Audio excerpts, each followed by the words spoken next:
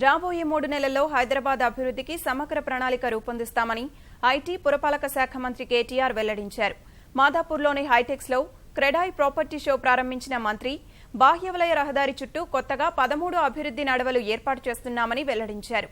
హైదరాబాద్ మహానగరంపై ఒత్తిడి లేకుండా పనిచేసే చోటే నివాసం తదితర సౌకర్యాలు ఉండాలన్నదే ప్రభుత్వ ఉద్దేశమని కేటీఆర్ స్పష్టం చేశారు. ప్రణాళికాబద్ధంగా నిర్మాణాలు లేకపోవడం నగరాలు పట్టణాల్లో పెద్ద సమస్యగా మారుతోందన్నారు. వీటన్నింటినీ నివారించేందుకు ప్రభుత్వం తీసుకుంటున్న చర్యలను వివరించిన మంత్రి ప్రజా సంక్షేమానికి క్రెడాయి కలిసి రావాలని విజ్ఞప్తి చేశారు. ప్రభుత్వం చేపట్టిన 2 పడక గదుల నిర్మాణానికి సహకరించాలని విజ్ఞప్తి చేశారు.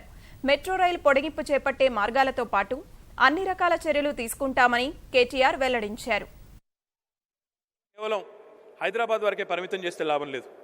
మనం కూడా డెఫినెట్గా ఈ Tier 2 సిటీస్ ఏవైతే ఉన్నాయో, ప్రస్తుతం ఉన్న కార్పొరేషన్లు ఖమ్మం కావచ్చు, కరీంనగర్ కావచ్చు, నిజామాబాద్ కావచ్చు, అదే రకంగా వరంగల్ కానీ, రామగుండం కానీ, లేదా మన తెలంగాణ రాష్ట్రంలో ఉన్న మిగతా 68 మున్సిపాలిటీలు కానీ వాటికి కూడా అభివృద్ధి ఫలాలు అందాల్సిన అవసరం ఉంది. నిర్మాణ రంగ సంస్థలు మీ దృష్టి ఈ Tier 2 సిటీస్ మీద కూడా మీరు దృష్టి సారించాల్సిన అవసరం ఉంది. అక్కడ కూడా ఈరోజు పెద్ద మొత్తంలో లేఅవుట్లు జరుగుతూ ఉన్నాయి.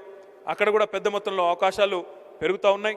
ప్రజలు కొత్త జిల్లా కేంద్రాలుగా ఏర్పడబోయే పట్టణాల్లో మరింత విస్తృతంగా పెట్టుబడులు పెట్టే అవకాశం కూడా ఉంది. కాబట్టి క్రెడాయి అక్కడ కూడా దృష్టి సారించాలని చెప్పి కూడా నేను మీకు విజ్ఞప్తి చేస్తూ ఉన్నాను.